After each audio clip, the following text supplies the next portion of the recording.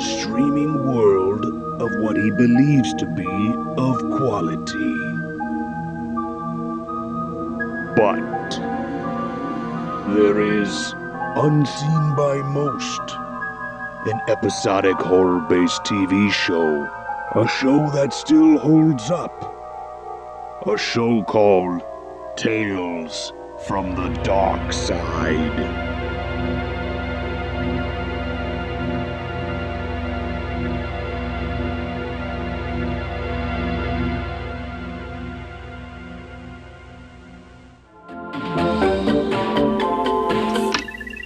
Not one of your more inspired pieces, my friend. It read my mind. It played my thoughts. Hey, what's up, and welcome back to Talks from the Darkside, the podcast where we talk about Tales from the Darkside, the 80s horror television show created by George Romero and Richard Rubinstein. I'm Joe Lascola. I'm Sean O'Rourke. And I'm Chris Barr. Today we're talking about The Satanic Piano, directed by John Harrison, with an original story by Carl Jacobi, with an original air date of November 3rd, 1985. All right, episode 6. Here we are. Here it is, man. This is our I think this is our first John Harrison directed episode. Yep. And we love some John Harrison We this year. sure do. Yeah, I'm not even going to make a joke about his name because I fucked it up so many times over the course of the show already. But yes, we love you, John. What? When was that? Just go back if you even want to bother doing it for the edit. We'll do the recap. Yeah, John Morrison, Jim Morrison. You know, I've called them many different wrong things, whether intentional or Hank not. Hill. Yeah, probably. Yeah. Probably. If not, now we have. Yeah. Well, there you go. I mean, So he's composed a lot of these episodes, if I'm not mistaken, or is involved with a lot of composing, if my mind serves me right. He's like Romero's music guy. Right, okay. That's the best way to kind of describe it. and he did Creepshow, Mhm. and he did a bunch of, he specifically did Inside the Closet and a handful of other episodes, and he did the score for this as well. Okay. Yeah. Which I guess makes sense if you're going to have him direct. The Sure. titular piano music in this was done by him. And there's a lot of, I mean, it's, he's got like a sound. It's like you hear the sound, it's like, oh, that's John Harrison for sure. Mm. Oh, wait. There's Yeah, that's definitely John Harrison, yeah. there's a lot of like Day of the Dead soundtrack in here. So if you Oh, like the Day of the Dead yeah. soundtrack, good news. Yeah, the stuff in between, in between the piano stuff, Yeah. where it's the the score of the show, Yeah. it's, for sure. Yeah, that like dun dun dun dun Yeah, dun. yeah. dun. Oh, Yeah. yeah. Like now that you're saying it, I'm like playing it back in my head. You're 100% right. Yeah, but before we get into the Satanic Piano, Chris, you got a show coming up, do you not? Yeah, so I'm starting a new event series called Midnight Madness. And the first one is March 31st, playing Evil Dead 2 at Basie Center Cinemas in Red Bank, New Nice, Jersey. man. That's going to be So awesome. I'm really excited. It's going to be a lot of fun. Doing starting off with an hour of vendors, trailers playing, all sorts of fun little things. And then movies starting at midnight. Oh, that's awesome. And then got a few others planned, so all sorts of stuff coming ahead. And again, we're going to be there. So we're going to be hanging out for some Evil Dead 2 for Midnight Madness. If you want to get your tickets now, head over to thebasie.org/Midnight Madness and get your tickets. So we open it with Michael Warren playing Pete Bancroft, and he's like this big Lionel Richie-esque musician. Yeah. Oh, it's just Bancroft. Oh, excuse me. Yeah. Right, Bancroft. Right. This guy, you want to like him. Do you? I mean, I want to, but it's hard to. By the end of it, I finally do. But they introduced this guy, and he's like, oh, he's a musician. Okay, I kind of get behind that. And then he just is like the biggest asshole about it. Like, oh, because he's going off on his manager, which we'll talk about in a second. But just I'll make a quick point about that, where his manager's like, yeah, I couldn't get you what you want. And he's like, you're going to go back there, and you're going to get me what I fucking want. And you're not going to come back till the ink's dry on the contract. It's like that kind of personality. Yeah, he's kind of full of himself, very Exactly. arrogant, and he just wants the next big hit. He's got Yeah. a wall full of platinum albums, and He's hit a creative wall, and he's pumping out bullshit, guys. Yeah. Like he's getting frustrated because he doesn't know what the next big hit is for him, and he's pissed off that he made this record company so much money, and he's not getting the same salary as like Paul McCartney or Lionel Richie or anything. Which like I think that. he straight up says in the episode. Yeah. He feels slighted. Yeah, 100%. But that's also like added to his stress why he's like got a creative block or whatever, because he can't get this song out the correct way, like out of his head. yeah, and he's like tinkering around and like Yeah. playing with it, and it's like, again, we get like that John Harrison music coming in. It's Oh, like, yeah. oh, cool, this is fun. So if you're like familiar with the music, it's like, oh, this is neat. You get a little bit of that soundtrack in there. The little boop, boop, boop, boop, Yeah. boop. Yeah. Wait, what does it sound like? Yeah, it kind of sounds There like it that. is. I love his daughter who comes in. It's Lisa Bonet, dude. She yes. plays Justine. Excuse me. I'm just gonna call her Denise because that's what I, just know her as I kept saying Denise from the Cosby Show. Younger than in the Cosby Show, I think by a couple of years, but Catwoman's mom. Yeah, there you go. That's- Exactly. Obviously. Lenny Kravitz's wife, ex-wife. Exactly. Wife? Ex-wife. Ex-wife. Yeah, ex at this point. But she kind of comes in. She has some talent herself, and Dad, he's kind of like basically smoking the cigarette out the window, burning the midnight oil, not getting down. He basically can't get the music to come out the way he wants it to, like you were saying, Joe. And she's like, hey, Dad, I have this new thing I'm trying. It's like kind of like synthwave stuff she's trying with the piano, and it's kind of cool, which you find out later is kind of exactly the sound he's been looking for. But he just writes her off. Listen to this! Yeah, exactly. But he writes her off because he's frustrated. When honestly, what you needed was right there all along, which I feel like is kind of the end message when we kind of get through the rest of the bullshit that happens. Well, she wants help with her song, and True. it's this pretty like ballady type song, and like he is just so about like he doesn't want her help. He doesn't want to help her. He's so like inside his head, and he's only thinking about the fucking buck and not about the creativity and the soul of the music. He's just trying to make the next hit thing. Yeah, and she's just really just messing around. Yeah, she And just it's- wants to make music. Putting soul into the song. You're onto something there. Yep. Speaking of, he receives a phone call. Like I said, he has a bad meeting with his manager that doesn't go the way he expects it to, and then he gets this random phone call from this like Oswald Cobblepot / Dr. Wiley's. That's a good way to describe it. Or Dr. Wiley's fucking reject. I don't know what. Oswald Cobblepot, the penguin with a fucking lab coat on. Oh yeah, I have this invention that would greatly interest you. and he's like basically giving him like some inside information he would not know to kind of entice him. Yeah, he's like, it's the next hit thing. Yeah, it's gonna make Moog look like a fucking like bullshit.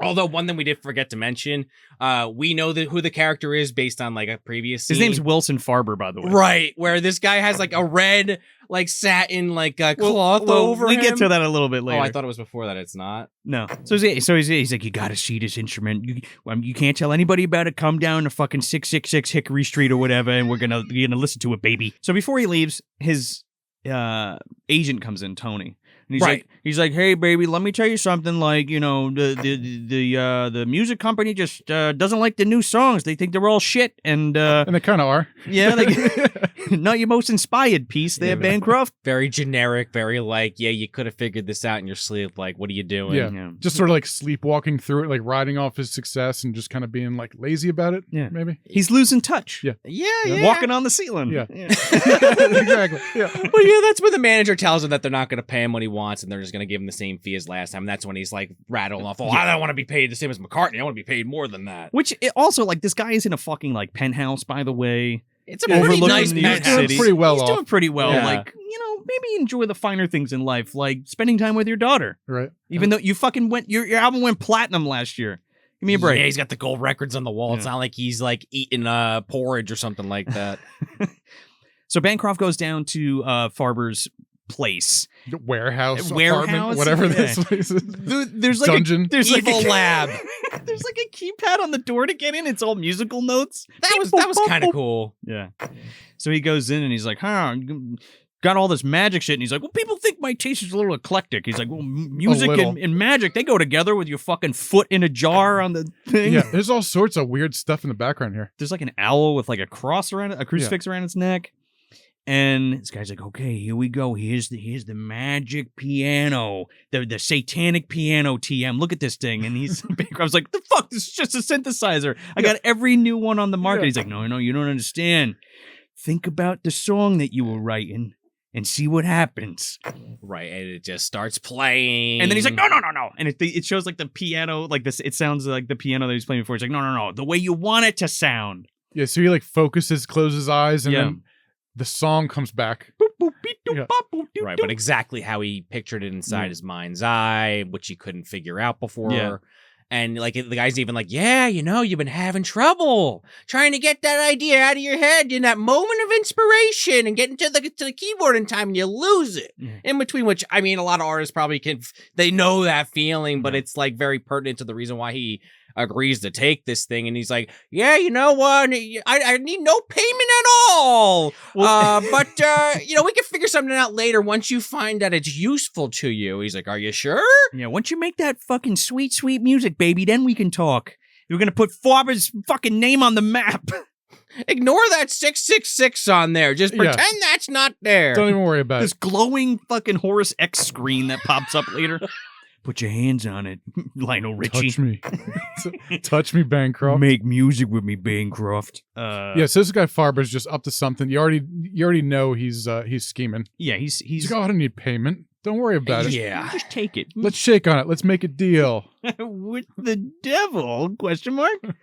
So Bancroft takes this thing home, and he's like fucking jumping and jiving with this thing. He's like laughing and like listening to it playing and like playing with all the knobs. It's and all shit. over the place. And at the same time, it keeps playing that same loop. That we just every 2 minutes, this thing is just let's play it again. Yeah. So in his like wildest dreams of his like in his imagination, his like musical dreams are just more John Harrison. Yeah, wow. So he is John Harrison. Yeah, that's all right. So with me. maybe it's insert there. maybe it's an autobiography right here.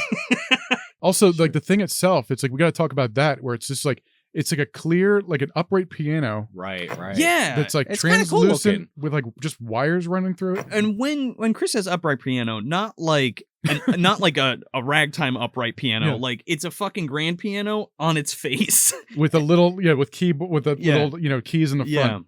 And when he's first showing it to him, maybe it was the lighting in my apartment, but you could not see what this thing looked like at all. It was in like a dark room at first, but then when Bancroft Yeah, moves it to his yeah. apartment, you can see the whole like, thing. oh, okay, yeah, that is cool. And there's like tech running through it, and like all like the chipboard, if that's what you want to call it, with all lights running through it and stuff. So I wonder if that's what John Harrison used for Creepshow. It's like Yeah, one of those. Satanic That's what- piano. yeah. just wheeled it in. And by the way, so the gear that he uses in all of his soundtracks, one of them is like the most reoccurring one is a Yamaha DX7, which you can just go on Reverb, eBay, whatever, find one, and there you go. Make your own satanic piano music. Which is pretty cool, man. Does he have a Mr. Yamagachi? A Probably. Yamabachi, yeah. From Ghoulies 3? Yeah. I don't know, dude. That fucking fish ghoul is gonna give it the axe. You better watch it. John Harris, he's gonna have to break out the double barrel to take care of that bastard. So Lisa Bonet comes in. Oh, he like Bancroft like falls asleep on the couch. He's like, Oh, yeah. he's so happy with himself. He like wakes up the next morning and he's like, huh! And he like looks at the thing. He's like, satanic piano, and goes back to sleep. Lisa Bonet walks in, and it starts playing her music. Yeah, Right. she's already acting kind of weird. Like Yeah. she couldn't sleep the night before. Yeah. And she has this like she's drawn to it. Mm-hmm. Just immediately just walks up to it, starts playing. Well, the thing just reads her thoughts because she's just been thinking about the music the whole time. So he wakes up and he's like, "What the fuck?" He's like, "Get away from that! Don't touch that!" Blah blah blah. She's like, that was my song from my dream I just had. Yeah, how did it read my mind? I didn't even touch the thing. And he's like, it's a new technology. Get away from it. Don't touch it. I have to go meet Tony. Just don't fucking touch this, okay? There's all sorts of fancy processor, whatever. Or whatever's Yeah. knob stuffs. So Lisa Bonet is on the couch and she's taking a nap now, and Bancroft's gone, and Farber like, I don't know what. Skypes in. Skypes into this fucking piano, and he's like, "That's the music.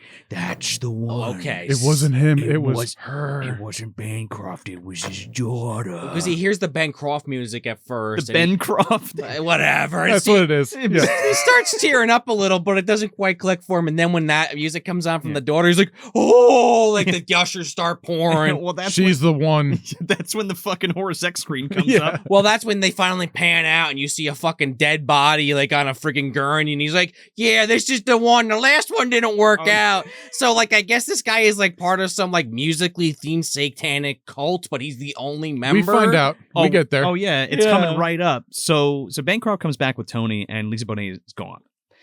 And Tony's like, "What? You got to tell me about this fucking piano. Like, where did you get this thing from?" He's like, "There's some Farber guy. Like, it doesn't matter. Whatever. Like, you got to hear this shit." Yeah, He's like, his "Farber." manager's like Wilson Farber. I know that name. He's like, Oh, yeah. "Oh, he was a manager of that heavy rock metal band. Yeah. You know, he produced Sammy Kerr." Exactly. Yeah. There's a Black Roses tie-in. Oh yeah, straight up. Yeah. I am for real. That also, I was sitting there like, all right, weird satanic panic bullshit in this, but okay, I guess it works for the plot. That's fucking It's great, fun. dude. It's like the more the merrier. Well, they're like, oh yeah, the lead singer of the band just one night just dropped dead, and they always blame Farmer, but they couldn't ever pin it on him. Well, he burnt his motel room down Yeah. and killed everybody in the band. and they only had one acetate, copy, and he gave it to Gene Simmons. Exactly. Yeah. Right. Well, Farber's been looking for that ever since. Exactly. Ragman's got it at home. He sure does. Ripped it to tape too. Exactly. So he's like, shit, Farber's involved with black magic voodoo shit and some heavy metal bands or some stuff. Oh, that ritualistic crap. Yeah. Yeah. Believing in that I wanna voodoo see that bullshit. show. Like to head off a snake and shit.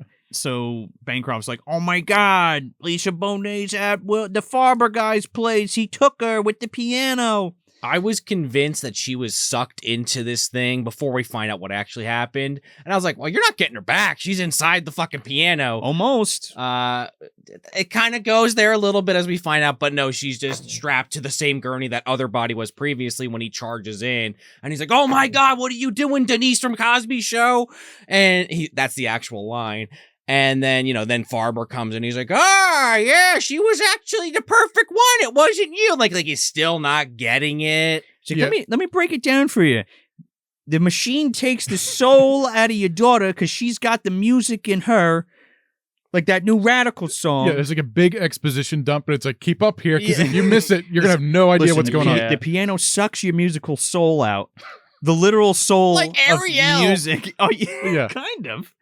And what'll happen is after it absorbs her entire musical soul, the piano will be able to create the most wonderful music in the world, and he will be famous for having the best music ever written. He wants to be immortalized. He's going to be Bill and Ted. Yeah, That's what exactly. happened. Yeah. Pretty much, yeah. Yeah. Up there, the ranks of Beethoven. Yeah. Bill and Ted. Bill and Ted, all the greats. Meanwhile, Clarence.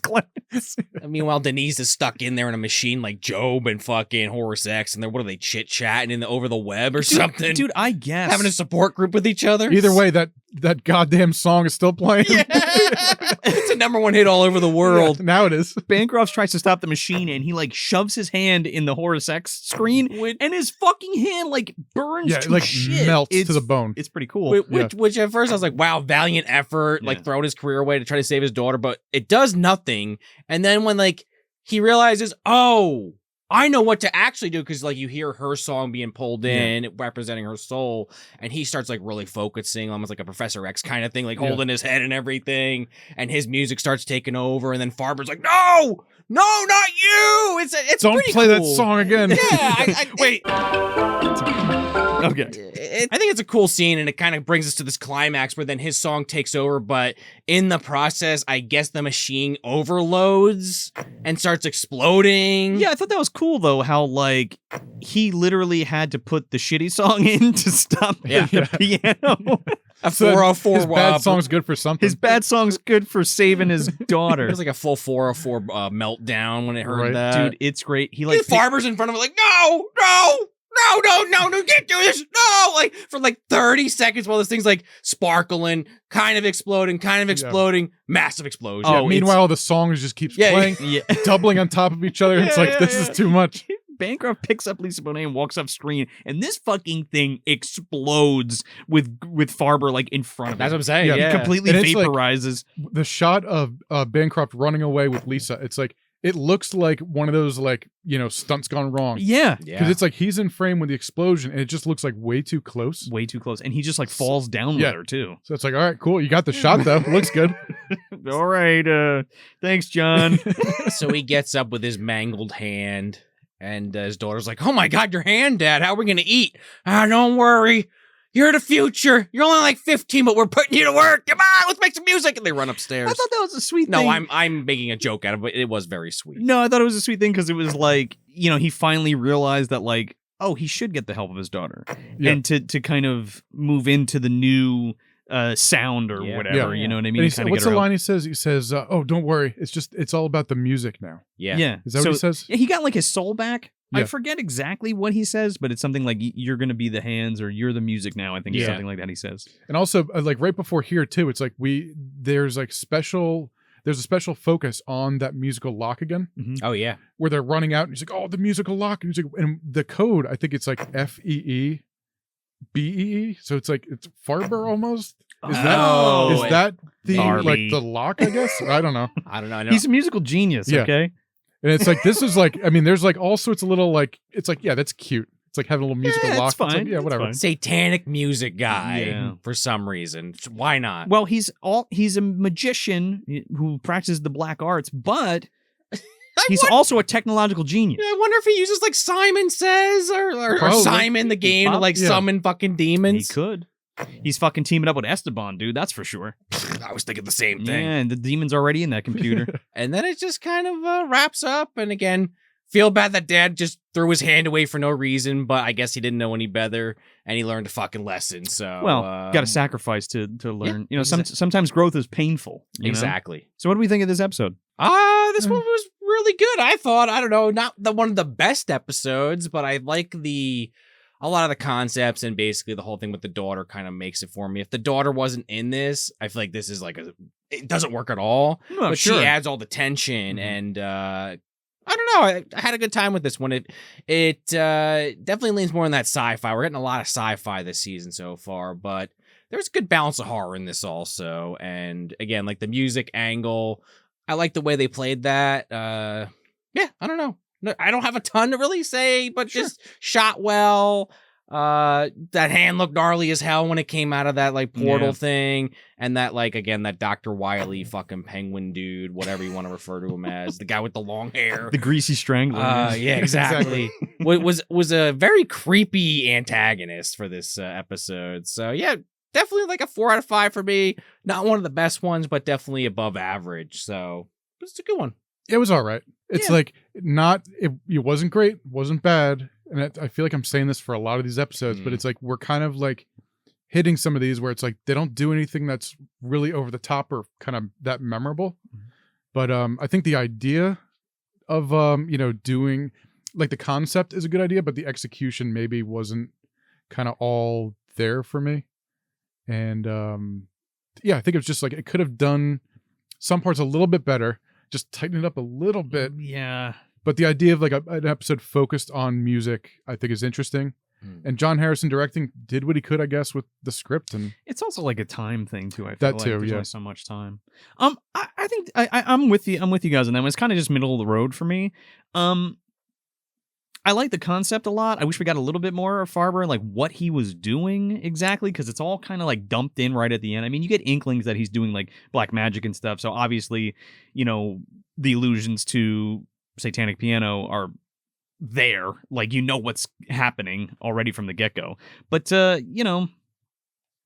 I think I think what I like most about this episode is how you have this jaded musician who's basically got writer's block, you know what I mean? And like he's so frustrated with that and like so hyper focused on being popular and like keeping to hit, I got to write the next hit instead of just doing what comes out of him. yeah, You know what I mean? And like I like how that kind of pairs with Lisa Bonet's character who's kind of like the innocent, pure like creativity or soul, if you want to call it that, where she's just doing what feels right and what comes to her. Because she even has a line where she's like, something about her mother, and he's like, well, your mother's gone or your mother's whatever. He snaps at her. Yeah. So I think like they got it because they are separated. So I guess like maybe the divorce fucked him up too or something. Like maybe she was his muse or who knows. yeah. Like there's something else there that yeah. He lost his spark basically. Oh yeah. And then had just put himself in he got tunnel vision, put himself in a hole. So I kind of like that portion of the episode.